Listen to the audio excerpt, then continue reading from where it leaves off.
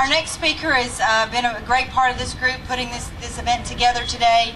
Her name is Vicki Tolles. She lives in East Memphis and grew up pretty close by. And she's going to talk to us today about some of the changes going on. Thank you. Thanks, Stephanie. I've never spoken on one of these, so can you hear me back there? Yeah? Can you hear me over there? Good. Well, I got news just a few minutes ago from my brother that the news is reporting that there are like 1,000 more tax day tea parties today than there were April 15th. So thank you for being out here today. It's hot. It's the 4th of July weekend. Everybody's wanting to take vacations and be on the lakes and stuff. But I appreciate your dedication. Coming out to show your love of country. It's very important that we're doing this. America is the greatest country in the world, and we're here today to celebrate the greatness of the greatest country in the world.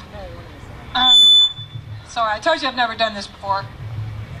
One of the things that, in my mind, is the greatest gift America has given to the world is our health care. You know, America, we encourage people to be creative, innovative, shoot for the stars, don't take no for an answer.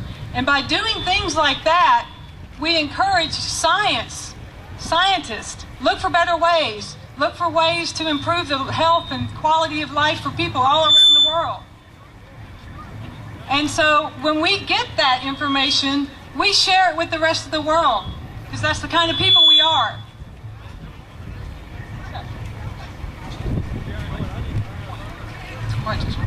Okay. And so right now, our health care is under assault by the administration and the Democrats in Washington, D.C. They like to, 48 million Americans are uninsured, so they need to totally redo the whole plan and hand it over to the government. 47 million sounds like a lot, doesn't it? Yeah? But does it sound like a lot compared to 300 million? 300 million is a lot more, right? So of that 47 million that they say is uninsured, I'd like to share some facts with you. Like 10 million of those Americans, they aren't Americans. They're illegal immigrants. They're not here legally, right? This one's really going to blow you away. Let me unfold my paper, sorry. There are 10 million, 17.6 million of the uninsured make $50,000 a year. And 9 million of those made more than $75,000 a year.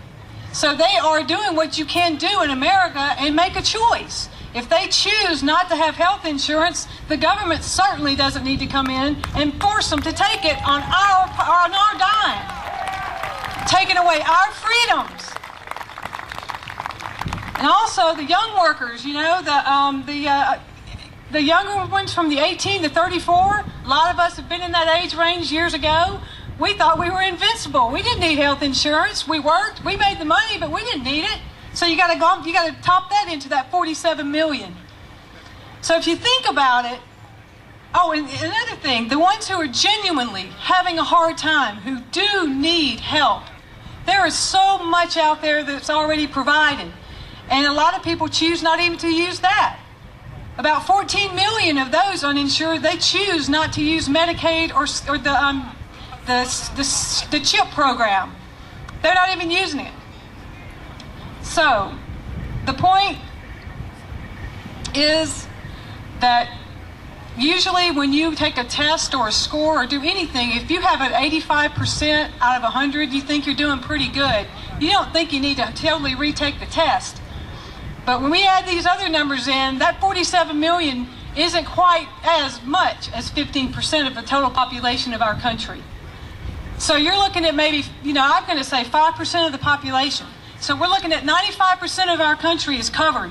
We work hard, we pay our insurance. For those who fall through the gap, we've got safety nets in place to help them. So why in the world do we want to change the whole thing and give it to the government? I don't know. No. Because what? Who runs Medicare? The government. Who runs Social Security? The government. Who runs the DMV? The government. Who runs the U.S. Postal Service? And what do all those things have in common? They're broke. They're broke, and the service there is not very good. So what can you do? You know, I'm one of those that used to just yell at my TV and throw stuff and scream at the radio. Well, now people like you are out here, we're getting involved. You know, you call your senators, call Congressman Cohen, Congressman Blackburn, Senators Lamar and Alexander. Your people, if you're from Arkansas, Mississippi, find out who your senators and congressmen are. You got to wear them out, email them, call them, let them know you do not support government-run health care. We have got to stop this. We cannot be bullied anymore. So it's up to you. Every one of you, you can do something. You will make a difference, but you have to let your voice be heard. The one thing I'm going to do is simple, it's cheap, but I'm going to make a statement. I went into my Band-Aid box this morning, and I got my red Sharpie pen, and I wrote no on a Band-Aid, and I've got it on my index finger. And I'm going to wear it that way until this health care issue is defeated. So hopefully you guys will do something like that. We'll start a trend, and just when people know that you don't support something or you do support something, you can talk to them about it. You know, all this silence is hurting us. We got to speak. Don't be afraid to speak out. Just like Sarah Palin. I love Sarah Palin. She is not afraid to speak out. You know? So that's what I have to share with you. Thank you for listening to me. God bless you all. Thank you for being here. And don't stop. Don't give up. Don't be bullied. We can defeat these people because we're right.